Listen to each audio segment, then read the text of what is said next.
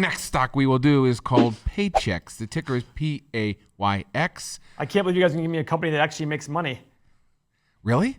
Yeah, of course it What's does. the market cap on Paychex, news. baby? Let's do it. 31 billion. 30 PE, so that's still an X. But look at this profit margin. 28% here and about 25% here. So check mark there. And a dividend of 2.5%. So we have one X, one check, and a dividend yield of about, let's call it $1 billion just to be conservative. What is 31.6 times 2.8 times 0.028? Only you know in your head, Paul. It's like 900 million or something like that. 900 some million.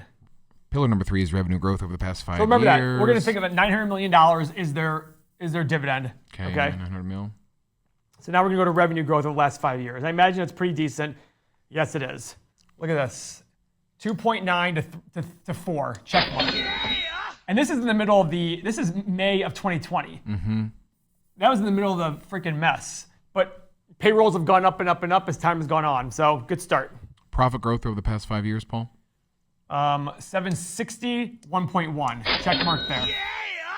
How about number of shares outstanding? Pillar number 5. We want this going down. It is down, minor, but it's down. 360 to 358. Check mark there. Check there, great. Chickity check. Chickity check, chitty check. Current assets. John Thiesing is chiming in about how you pronounce conservative instead of the weird way you say conservative. Yeah, that's weird. Current assets over current liabilities is pillar number 6, baby. Let's do it.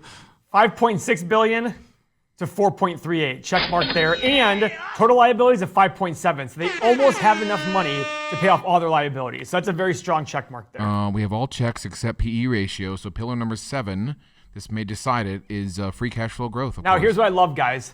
Look at these capital expenditures relative to cash from operations. It's less than 10%. It's less than 10%.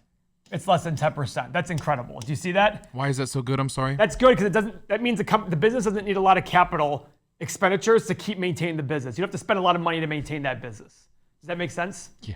You're just effing with me. No, I'm not. It's funny, Paul. I also host a show. I keep you going. Monica these people are hilarious. We love you. People are now saying, if you do this stock, I'll join Patreon. So now they're just making threats, like positive threats, like do this stock and I'll join. So we assure you, if you join, there'll be a lot of information there that'll really change your life in the right direction in terms of investing. So Paul, go ahead. What is the free cash flow growth here? 900 million to 1.3 billion. Check mark there.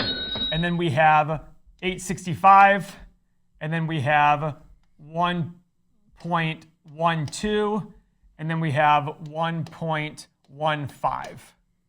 Okay, the free cash flow over the past 5 years is 1.06 billion. That seems low, but probably about right.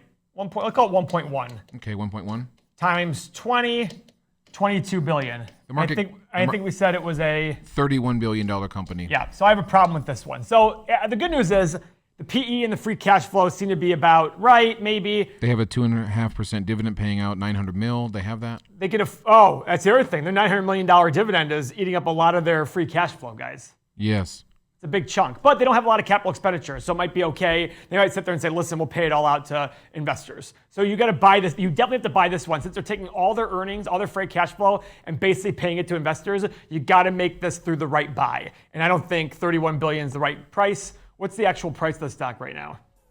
$87. They're not buying back shares. So I'm gonna like this company I'm gonna look at this company sub 55 at least. Maybe 60.